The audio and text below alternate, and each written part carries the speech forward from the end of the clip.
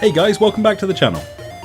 Now recently I've been going through my Sinclair Spectrum stuff, games and various computers, and it occurred to me I've not done a top 10, top 100, top 50 whatsoever of this system yet. Well, 100 seems a few too many and 30 seems too few, so let's do a top 50. For myself and doubtless many others in the UK, the Sinclair Spectrum is an absolute iconic system. In my mind it's the British NES. We didn't really have consoles over here, well we kinda did, but home computers was where it was at. We had the Commodore 64, the Amstrad and the homegrown Sinclair Spectrum, and from what I understand the Sinclair Spectrum was the most popular of the three. It was nice and cheap and it had some great games on it. Many people in the UK who maybe work in IT these days had their first touch of a computer with the Sinclair Spectrum. And most people got these computers by telling their parents they could use it to do their homework on. But really it was all about the games.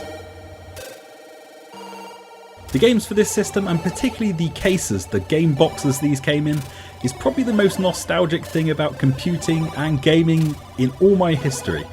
These days you want to look at a game, you can probably download a demo or just look at a video on YouTube. Back then you see a game on the shelf and you see some cool artwork on it, you turn it over and maybe you got a few screenshots, but that was all you knew. Some of these games might be stinkers, whilst others might remain in your memory to this very day. There were a few different models of Sinclair Spectrum, the 16K, the 48K, 48K Plus, Spectrum 128K, Plus 2, Plus 3, but really the only difference between them was the amount of memory. The 48K version and the 128K version, those are the only two you really need to know about. The 128K version had a bit more memory so you didn't need to load in multiple levels of games, and it had a better sound chip as well. It was really cool being a kid back then when this system was out. Obviously no internet back then, so we had to use magazines. Your Sinclair magazine and Crash magazine were the main magazines for the Sinclair ZX Spectrum, and just being able to see the graphics and descriptions of the games in print, absolutely awesome. It never hurt us kids that it was so easy to copy games on the Sinclair ZX Spectrum. You could get the original, put it in your dad's hi-fi and put a blank TDK tape in it and run a copy off for yourself. But buying the originals with the inlays and the graphics, that was where you wanted to be. So this time we're going to take a look at my top 50 for the Sinclair ZX Spectrum. Starting out at the number 50 spot is Enduro Racer, and this is a great achievement for the Sinclair ZX Spectrum. It runs really nice and fluid, which considering the specifications of the machine is really impressive. You got other bikes to race against, you got different levels, different scenery, and the undulating terrain as well, jumps. It's kind of got a bit of everything, and it makes it a great conversion for the Spectrum.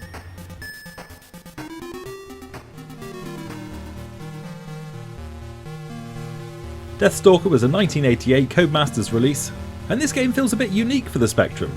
It's a great little adventure game with puzzles and stuff to solve, and you've got to rescue hostages, and there's quite an in-depth map to this game.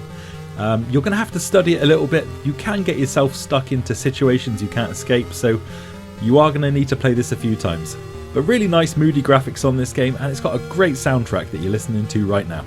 I never managed to finish this game back in the day. I did make a decent dent into it, or so I thought, until I saw the game map online, and yeah, I didn't get quite as far as I expected.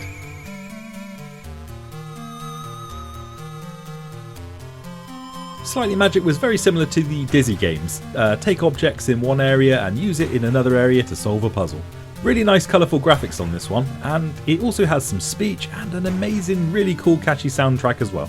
This is another one I never managed to complete, but I got really far into it. I wasn't too far from the end. I think at some point in this game you have to use a spell to turn yourself into a fish, and you have to pick up oxygen, and I kept dying there over and over, but I'll go back and finish it one day.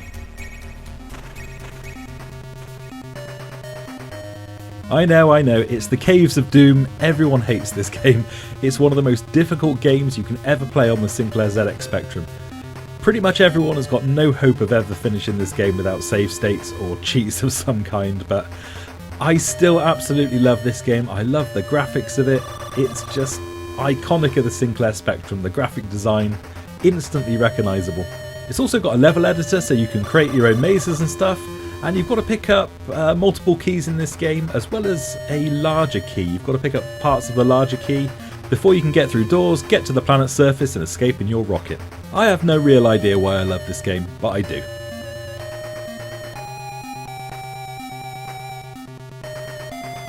Now Rescue's a game that I looked at in an earlier episode, and I said it didn't really hold up. And I've since played it since, kind of re-remembered things how they were back in the day, how to handle certain situations, the white tanks and stuff, and I really like it again now.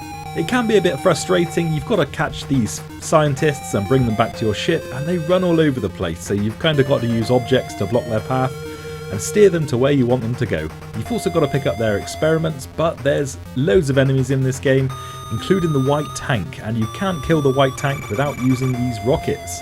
You've got to place the rockets on the screen, shoot the rockets, and it will take out the white tank. This was one of my favourite games when I was younger, and I managed to finish it a bunch of times, so there's definitely something in it. At the 45 spot is a game called Dustin, and I got this on the front of a Sinclair Spectrum magazine. Probably your Sinclair, I think, back in the day. I remember putting hours and hours into this one, and whilst I'm kind of struggling to remember some of the mechanics at the moment, it's definitely been remembered as being a good game. You have to escape the island on a rowing boat, and you beat up guards, you pick up objects, trade from what I remember, and you go through a jungle. It's quite a decent sized map, this game, so I'm going to be putting some time into this game and getting back into it. Marauder is a bit like Commando, but with tanks, and I remember being really rubbish at this game, but picking it up these days, I find I'm a lot better than I used to be, which is kind of a bit weird. You always expect your reactions to get a bit slower, but yeah, I'm definitely better at this one these days. I think the tip is to just not slow down, just keep blasting and keep moving forward. And this is another game that's got a fantastic soundtrack on the Sinclair Spectrum, definitely one of the greats. It's nice and fast and it controls really well.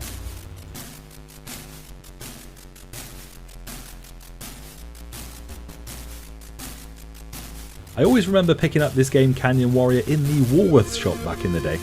I vividly remember it was one of those tape racks that was kind of on a carousel, it would spin round, had a bunch of Sinclair Spectrum games in it, and I looked at the back of this one and it really caught my eye. And this is a great shooter, probably the best vertical scrolling shooter on the Sinclair Spectrum. It's nice and clear, it's got great music, great sound, and I think it's got a level editor as well, so there's not much more you can ask from the Sinclair ZX Spectrum.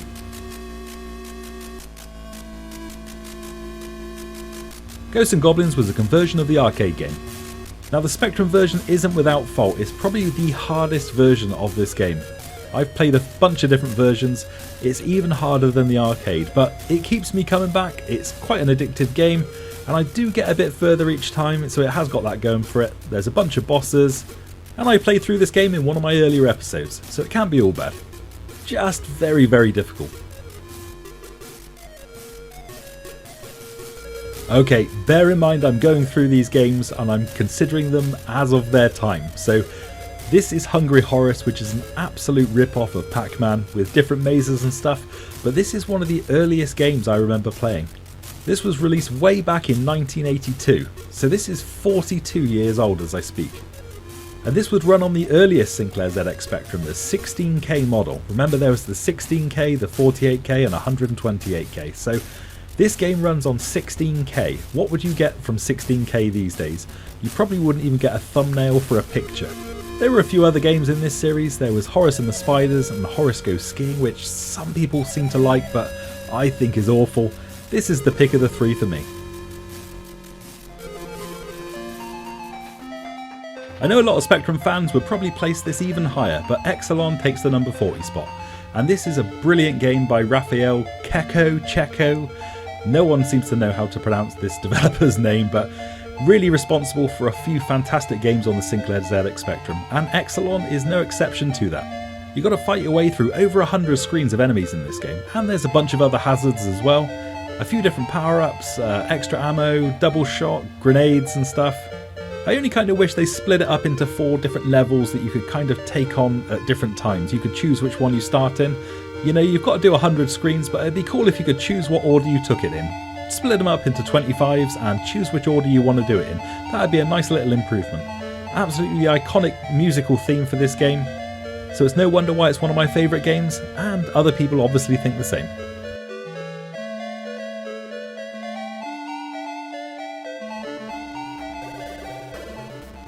The Devil's Crown is a budget release for the Spectrum. I think this was released at a price point of £1.99. Now this is another game that is very, very difficult. I think you've got to pick up 4 of the ship bells and 4 sapphires before you can complete the game. Very difficult and quite an extensive map on this one, but as a kid, my memories of this are just being in wonder. It sounds crazy, but just being in wonder of seeing new screens, seeing new graphics and seeing new layouts. It just blew me away as a kid, this game.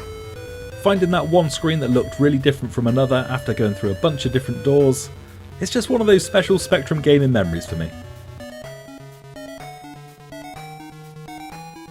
Herbert's Dummy Run is a game that I was probably a bit too young to understand at the time, but I remember my brother playing this one and I was really interested in this game, just watching him play it. Again, it's one of those games where you pick up objects to solve problems. I wonder if that will catch on in other games. I always remember really liking the graphics in this game. I remember as a child having some graph paper. Remember you used to get graph paper in schools? Basically just a page full of lines used for plotting graphs in maths and stuff like that. And I would make maps. I would make maps of this game and games I wanted to see. You know, like beaches, ropes and stuff you could swing on. This is kind of what started that. So maybe it's pure nostalgia, but that's why this game's in the list.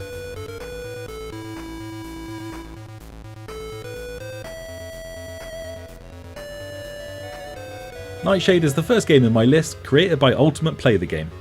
Probably the most iconic developer for the system. This one's another game that's impressive for its time. 1985, and it's a free roam 3D game. You can go in buildings, defeat enemies, there's kind of boss characters and stuff. You've got to pick up different types of ammo to defeat different enemies. Again, never very good at this one as a kid, but I used to just love picking up different types of ammo, walking around and killing things. There was another game that used a similar kind of engine called Gunfight, made by the same company. Didn't have quite the same attraction to me as this game, but it's still worth checking out. Who Dares Wins 2 is a game I've talked about in an earlier episode, and this is a great Commando clone. I think we got this for Christmas, or one of us got it for our birthdays. It came on a tape, a compilation tape with 4 other games I think, but this was the pick of the bunch. This was a great little shoot 'em up. And you just wanted to keep going to see what the next screen looked like. That was the thing about early games, you know.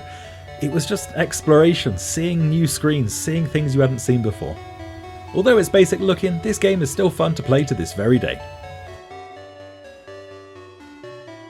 Another really early game for the 16K system, this is Arcadia, released in 1982. Basically a Galaxians clone, but imagine being able to play Galaxians at home on your Sinclair Spectrum. My own first personal computer was a 16K Sinclair Spectrum, and this was one of the main games that I played on it. This was a great little shooter. Different levels and stuff, and you can move up and down the screen, different attack patterns and stuff from the enemies. Yeah, it's basic, but what do you expect? 16 kilobytes.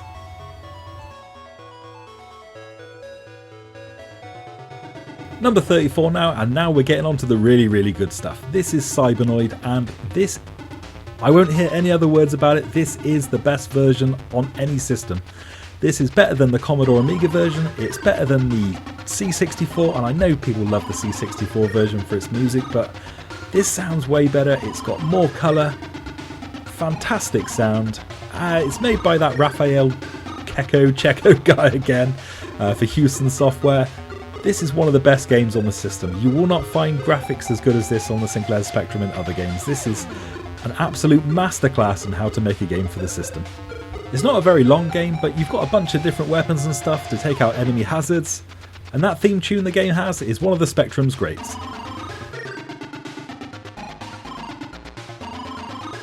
Game tie-ins with movie licenses never tend to go very well, but RoboCop on all 3 of the main microsystems back in the 8-bit days, the Commodore 64, the Sinclair Spectrum and the Amstrad, did really well, and RoboCop for the Sinclair ZX Spectrum, that stuck in the charts for months and months and months. Not only did this game have different gameplay modes, weapons and stuff you could pick up, first person shooting gallery kind of thing, it had a fantastic soundtrack, one of the most iconic gaming soundtracks ever made. If you remember the old Ariston adverts from TV, you'll know exactly what I mean. And this game even had recorded speech from the film itself. Serve the public trust, protect the innocent, uphold the law. Digitised from the film itself, and it sounded fantastic.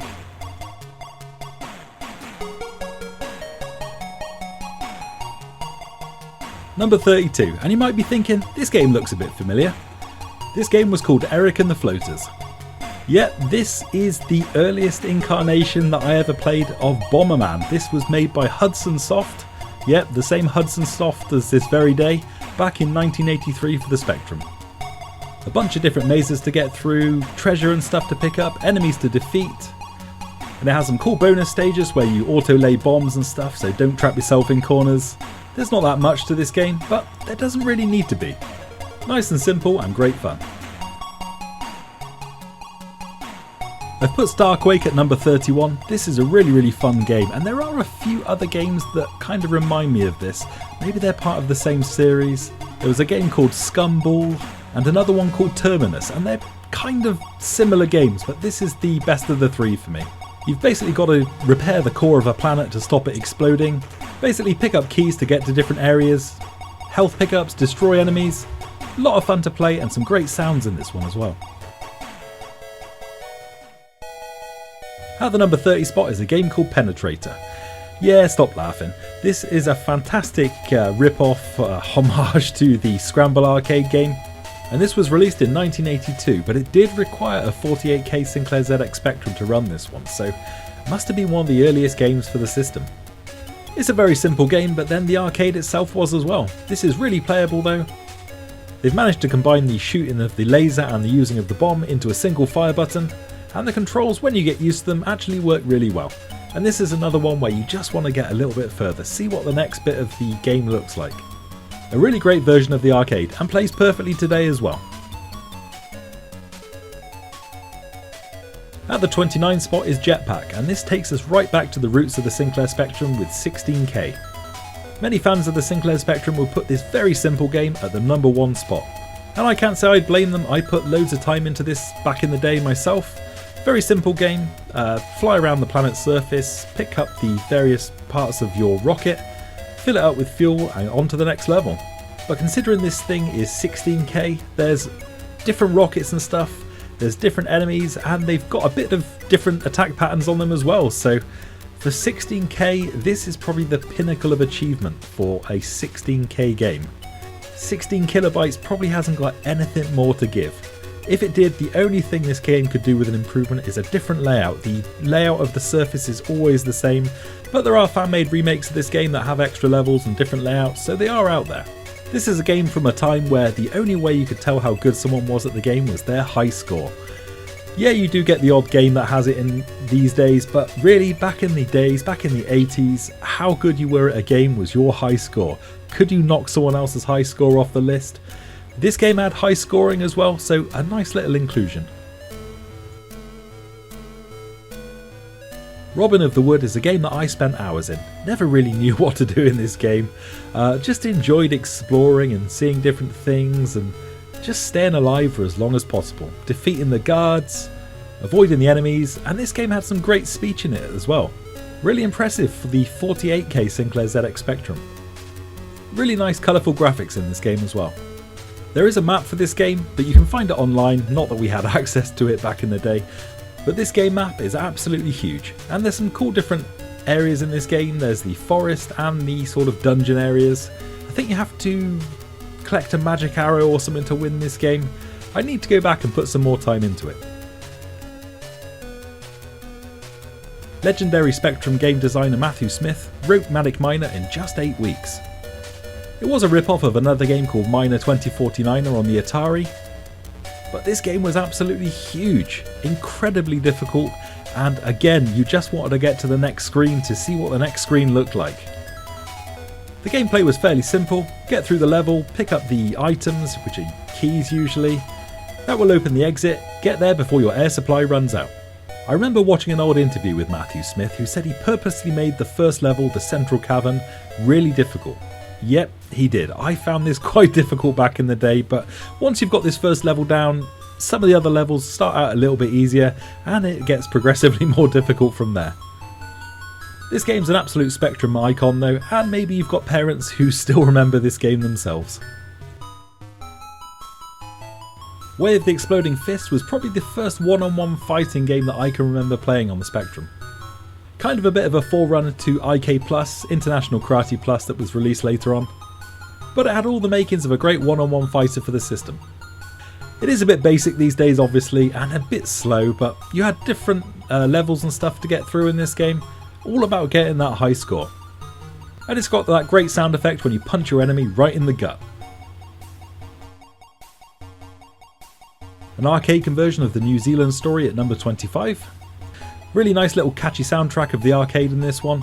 Plays really well. It does appear in monochrome, I know, and there are better versions of this game available, but this was a game that we remember buying and we didn't feel cheated. We felt it played really well. It's got all the levels of the arcade as far as I'm aware. It's got all the bosses and it plays really well. What's not to like?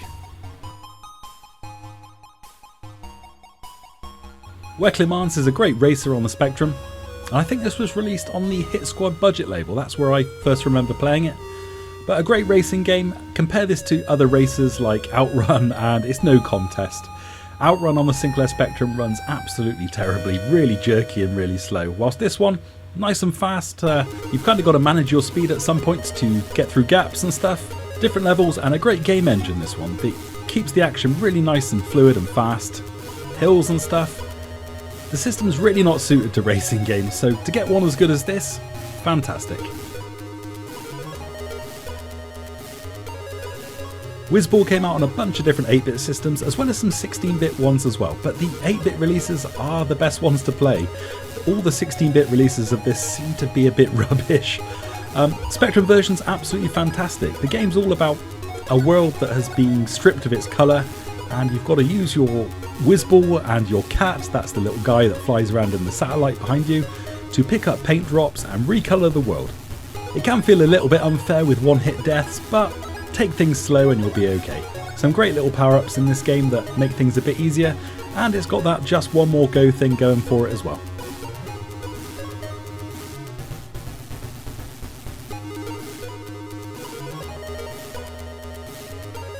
Target Renegades at number 22, and I know a bunch of people would probably place this one higher in the list as well, and I wouldn't blame them for that either. This is a flip screen walk-in beat 'em up, and it's 2 players at the same time.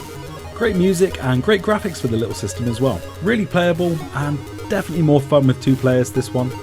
The game's got a fantastic soundtrack, and there's an end of game boss in this as well, who I remember being a real pain. You've got to use the snooker cue on him. Use the snooker cue and you can whack it round his head and you can finally beat the game. Without the snooker cue, it's really difficult.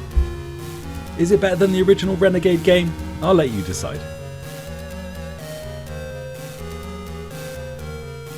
Rolling Thunder, an arcade conversion by Tiertex that isn't actually terrible.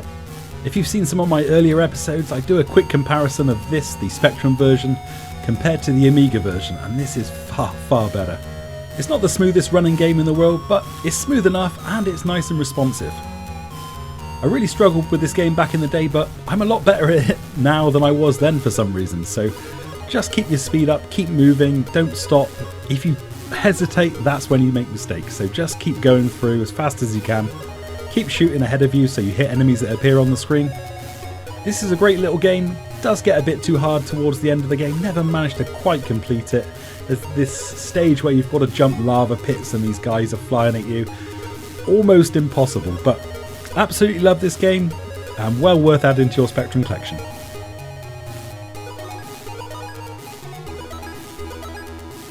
We've covered Mercenary before, but this is such an astonishing game for the 48K Spectrum that it's definitely worth including in the list. Some of the early 3D Spectrum games like Driller and Castle Master, they used shaded polygons and stuff like that, but those fancy graphics brought what was already going to be a poor frame rate even lower.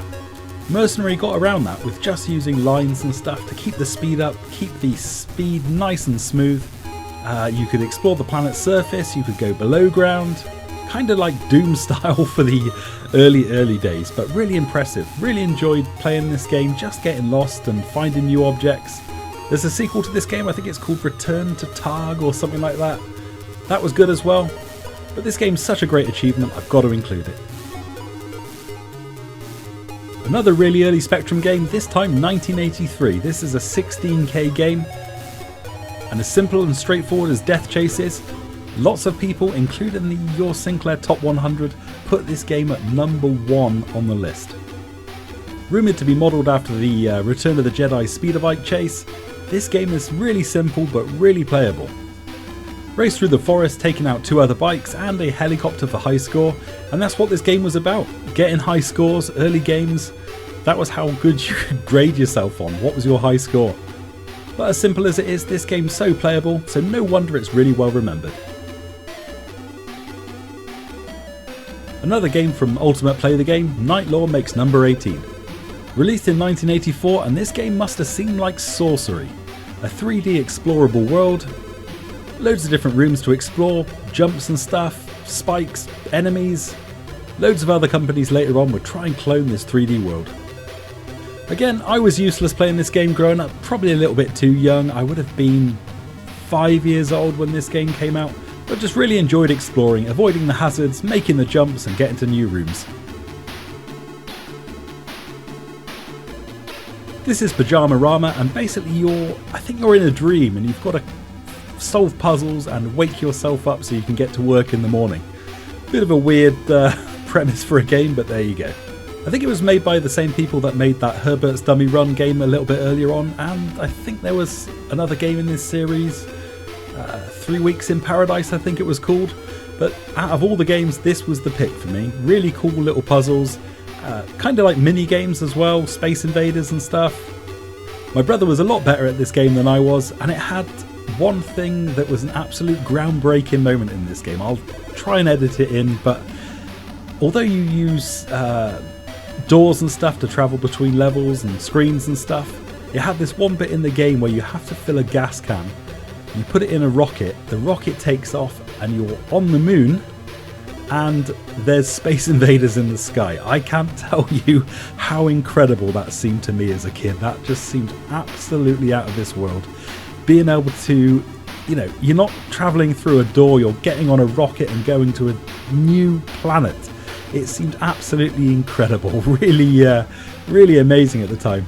Probably not these days, but blew me away as a kid.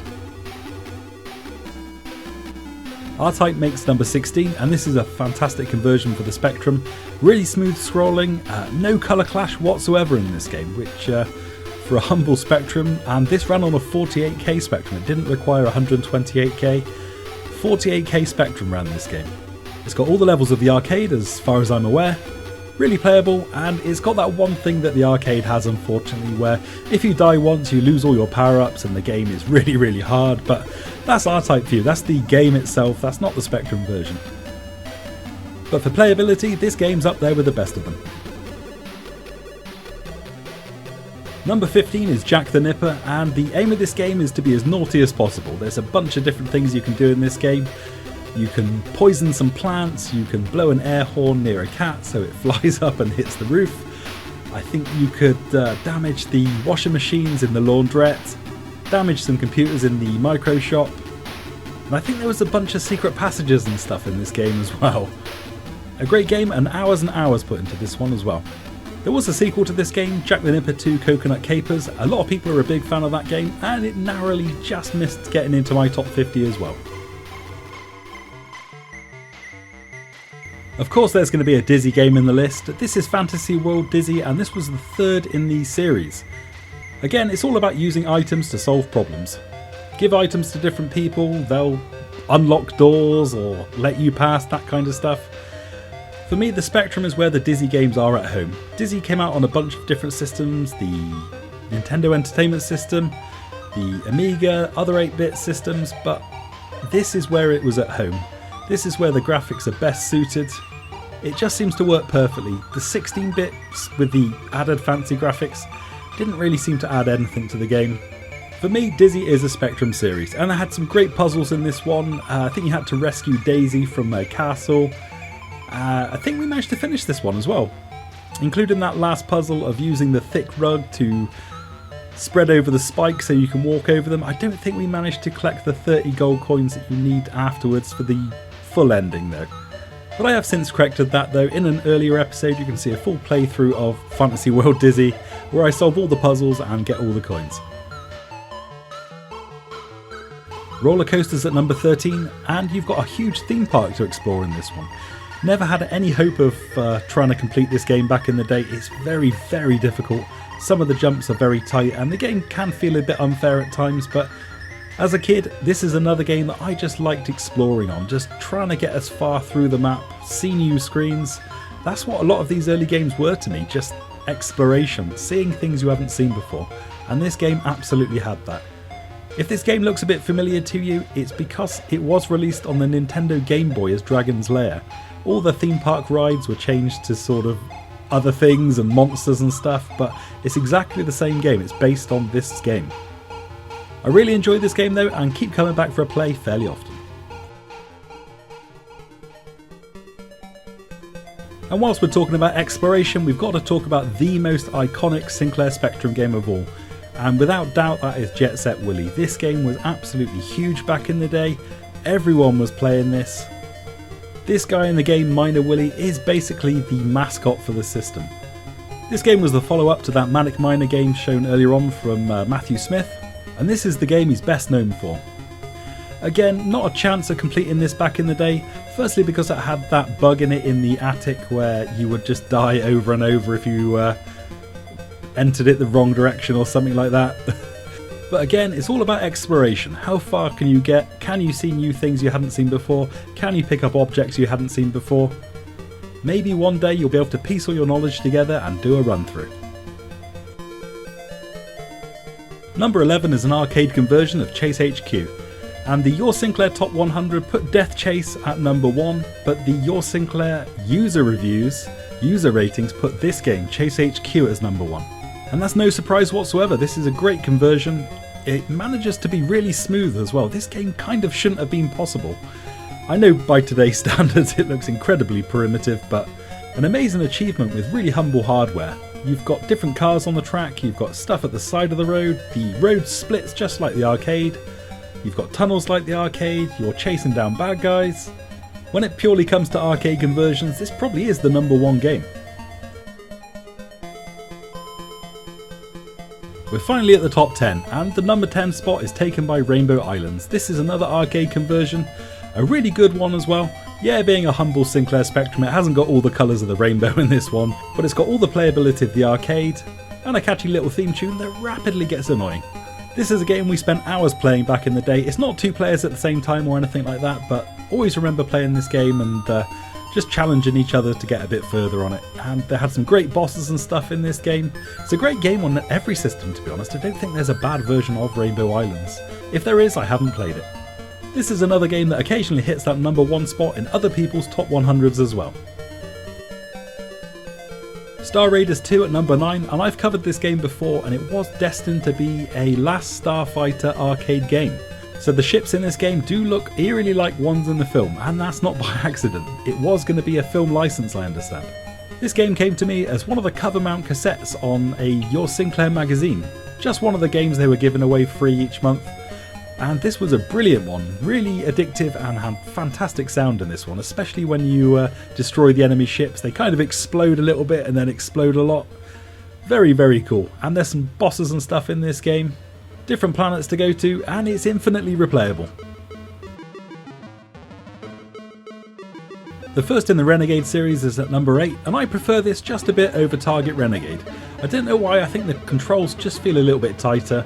I really enjoyed the throws and stuff in this game, being able to knee people in the nuts, make them double over and throw them off the edge. Really, really satisfying.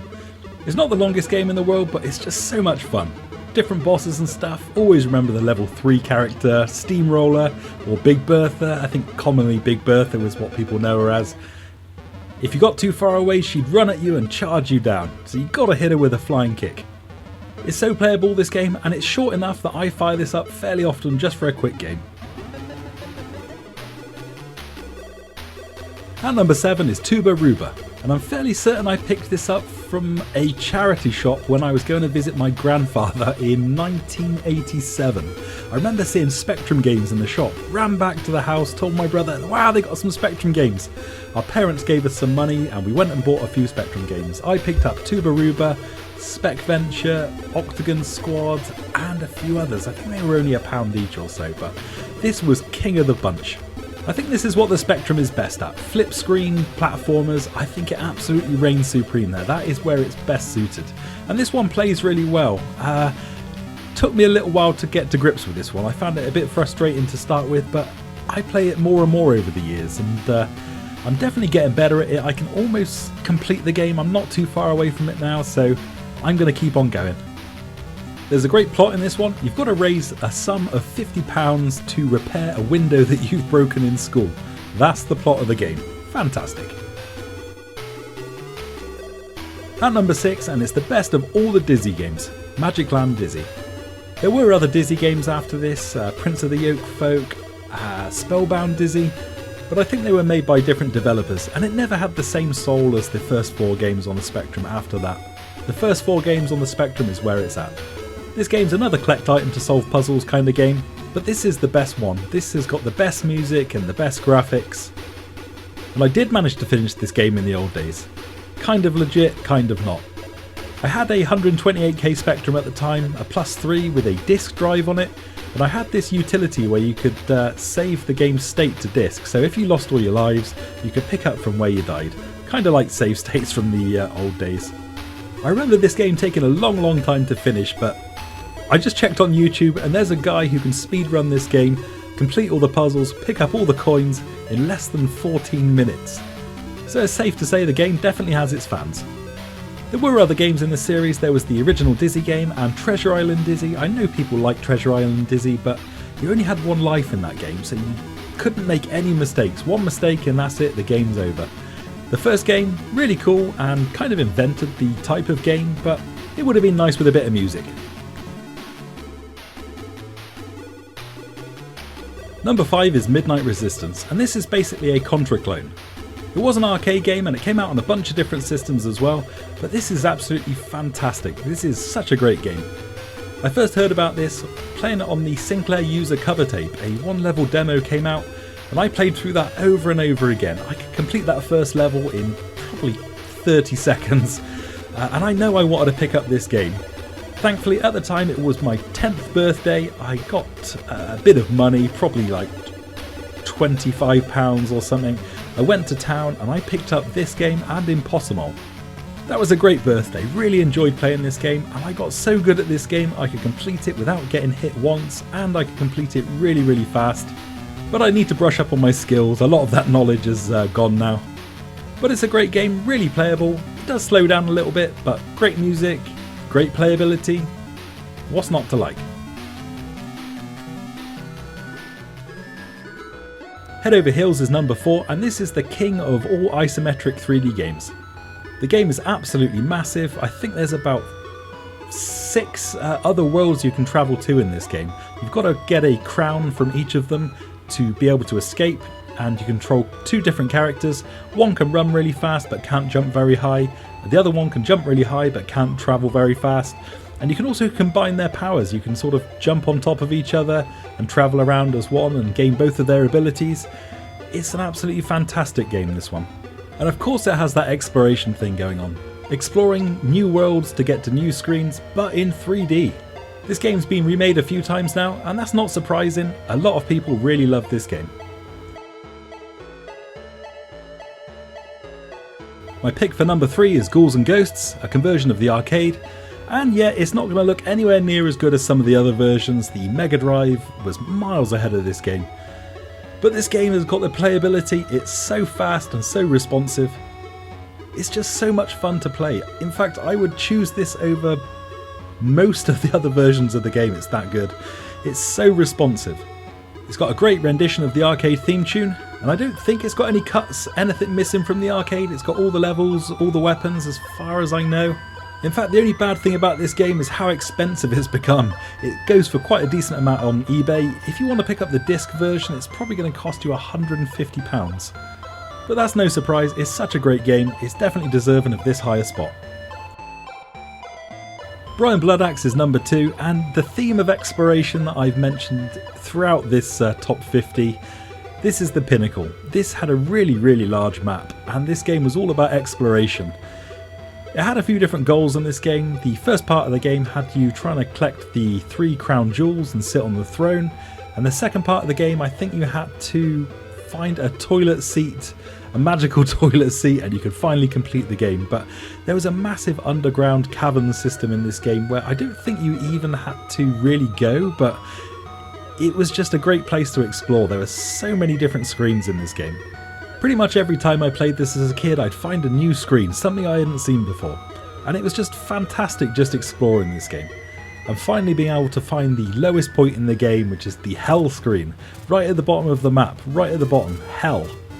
I don't think you could escape it, but it took so long to get there, it was just an achievement just to see it. I can come back to this game after years and I still enjoy playing it, whether that's emulated or on the real hardware itself. The number one spot for me is a game called Rapscallion, and I can understand why a lot of people would be going, what on earth is this? Why are you putting this at number one? But for me, these old games are really about memories, and for me, this is the biggest memory of the system. This was the first game I can remember playing with a story that I managed to finish as a child. Released in 1984, and I probably picked this up when maybe I was 4 or 5. I can remember picking this up in the shop. I can't remember what shop it was, but I can remember the experience of picking this up with my pocket money and bringing this home. I really enjoyed this game. Again, it's that theme of exploration, seeing new things. This game was full of secret passages, had 3 different areas in the game to go. You start out in the wilderness area, through the magic labyrinth, and finally into the castle. The story of this game being that you own the castle.